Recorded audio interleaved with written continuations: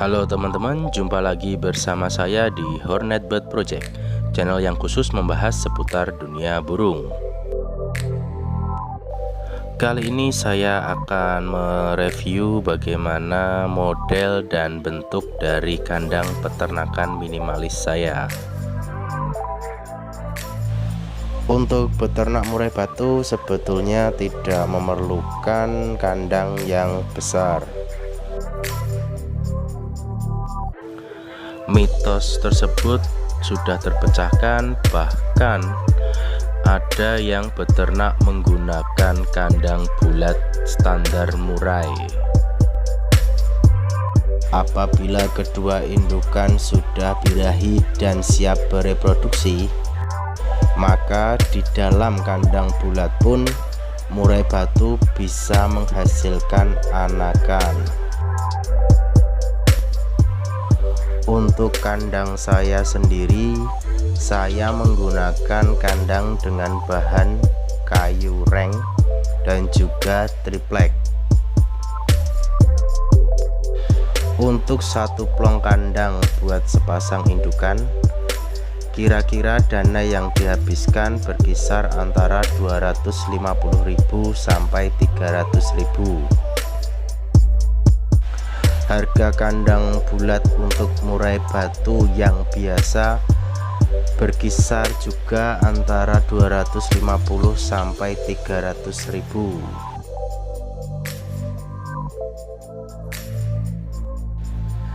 Dengan pertimbangan seperti itu, maka saya memutuskan untuk tidak beternak murai batu menggunakan sangkar bulat gantung.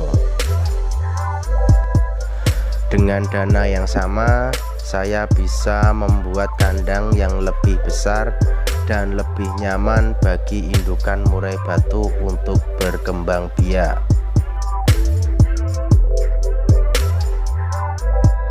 Desain kandang saya menggunakan ukuran panjang 120 cm, lebar 60 cm, dengan tinggi 90 cm.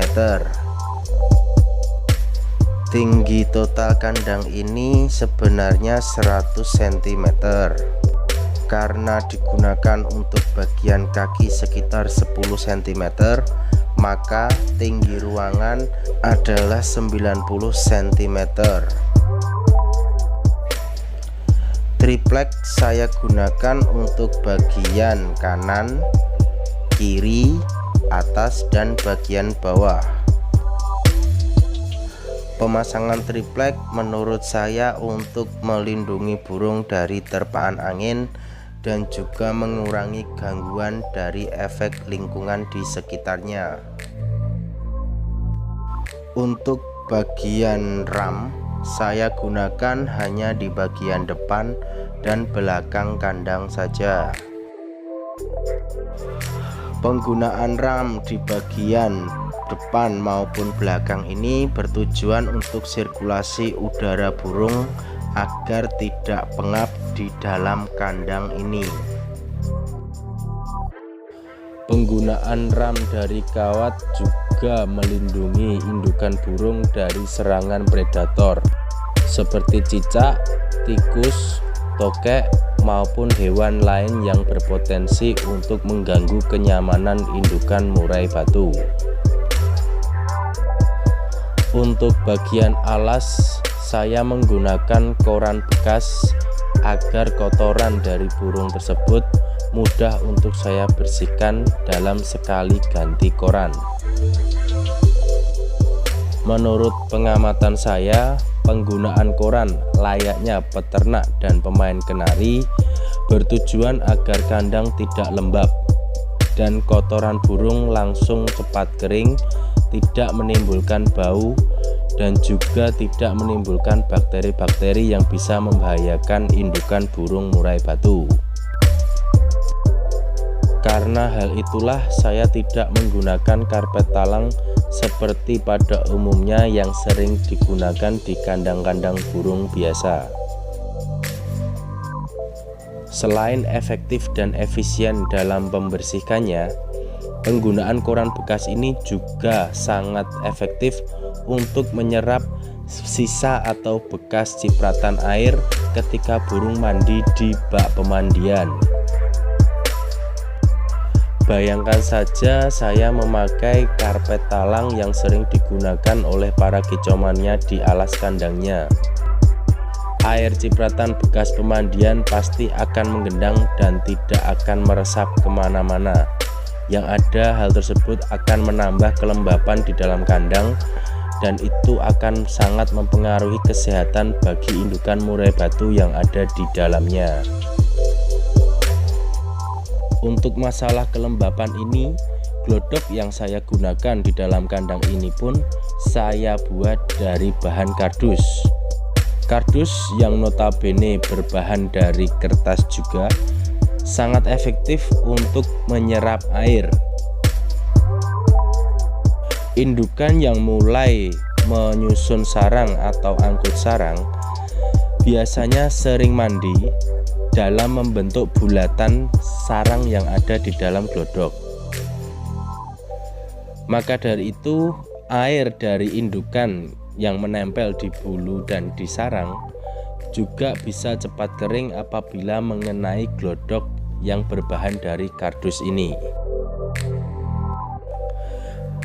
Bisa dimaklumi karena kandang saya tidak terkena sinar matahari langsung dari luar.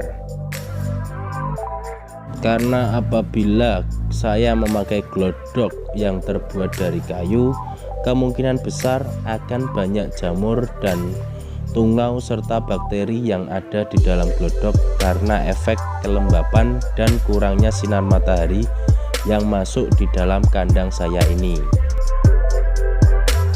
Untuk fasilitas yang lain, saya menggunakan 2 buah tangkringan sejajar dengan tinggi yang berbeda yang berada di bagian tengah-tengah kandang. Untuk fasilitas dalam kandang yang lain seperti wadah jangkrik dan tempat mandi, saya letakkan di bagian pinggir kiri dan kanan kandang. Untuk bagian dasar atau kaki kandang bisa ditambahkan anti serangga maupun memakai oli bekas agar semut dan hewan pengganggu lain tidak bisa naik ke atas kandang. Hal ini sudah saya pikirkan sejak awal karena makanan indukan murai batu seperti jangkrik dan ulat-ulatan akan sangat memancing hewan seperti semut untuk masuk ke dalam kandang. Pakailah anti serangga yang terpercaya maupun antisipasilah dengan oli bekas untuk dioleskan di kaki kandang supaya kandang steril dari gangguan semut dan serangga-serangga pengganggu lainnya. Hal ini jangan sampai diabaikan karena hal ini sangatlah penting dan vital bagi indukan murai untuk mendapatkan kenyamanan di dalam kandang tersebut. Bisa kalian lihat sendiri, induk murai betina saya enjoy sekali dalam angkut sarang ketika mau bertelur. Semoga video ini bisa menginspirasi dan bisa membantu kalian yang ingin mencoba untuk beternak burung murai batu. Terima kasih.